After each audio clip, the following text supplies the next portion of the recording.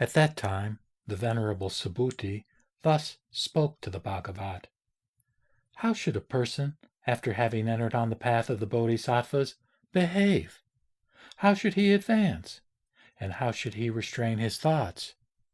Bhagavat said, he or she who has entered on the path of the Bodhisattvas should thus frame his or her thought. All beings must be delivered by me in the perfect world of nirvana. And yet, after I have thus delivered these beings, no being has been delivered. And why? Because, O Subhuti, if a bodhisattva had any idea of beings, he or she could not be called a bodhisattva, and so on, from the idea of a living being to the idea of a person. If he or she had any such idea, he or she could not be called a bodhisattva. And why? Because, O Subhuti, there is no such thing, or dharma, as one who has entered on the path of the bodhisattvas. What do you think, O Subhuti? Is there anything which the Tathagata has adopted from the Tathagata Daipankara with regard to the highest perfect knowledge? After this, the Venerable Subhuti spoke thus to the Bhagavat. As far as I, O Bhagavat, understand the meaning of the preaching of the Bhagavat, there is nothing which has been adopted by the Tathagata from the holy and fully enlightened Tathagata Daipankara with regard to highest perfect knowledge. After this, Bhagavat thus spoke to the Venerable Subhuti. So it is, Subhuti, so it is. There is not, O Subhuti, anything which has been adopted by the Tathagata from the holy and fully enlightened Tathagata Daipankara with regard to the highest perfect knowledge. And if, O Subhuti, anything had been adopted by the Tathagata Daipankara would not have prophesied of me, saying, Thou, O boy, wilt be in the future the holy and fully enlightened Tathagata called Sakyamuni. Because then, O Subhuti, there is nothing that has been adopted by the holy and fully enlightened Tathagata with regard to the highest perfect knowledge. Therefore, I was prophesied by the Tathagata Daipankara, saying, Thou, boy, wilt be in the future the holy and fully enlightened Tathagata called Sakyamuni. And why, O Subhuti, the name of Tathagata? It expresses true suchness. And why Tathagata, O Subhuti? It expresses that he had no origin. And why Tathagata, O Subhuti?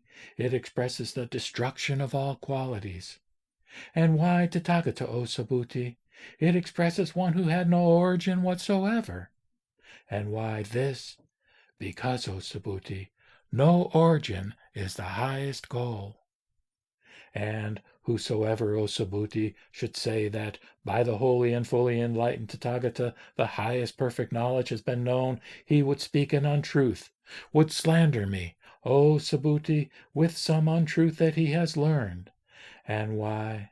Because there is no such thing, O Subhuti, as has been known by the Tathagata with regard to the highest perfect knowledge.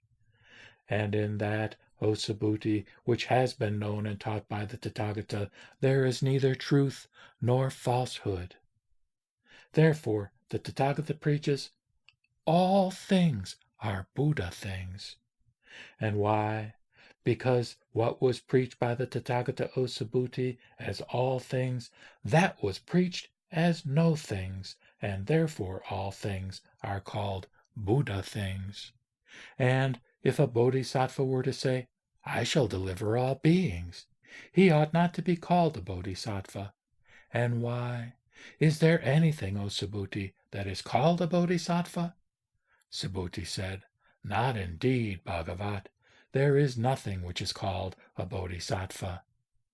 Bhagavat said, Those who were spoken of as beings, beings indeed, O Subhuti, they were spoken of as no beings by the Tathagata, and therefore they are called beings.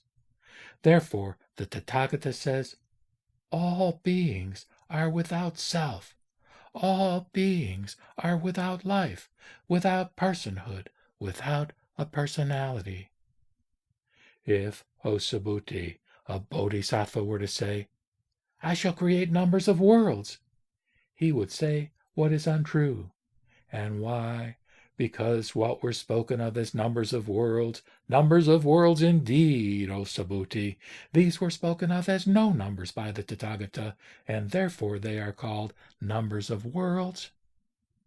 A bodhisattva, O Subhuti, who believes that all things are without self, he has faith. He is called a noble-minded bodhisattva by the holy and fully enlightened Tathagata.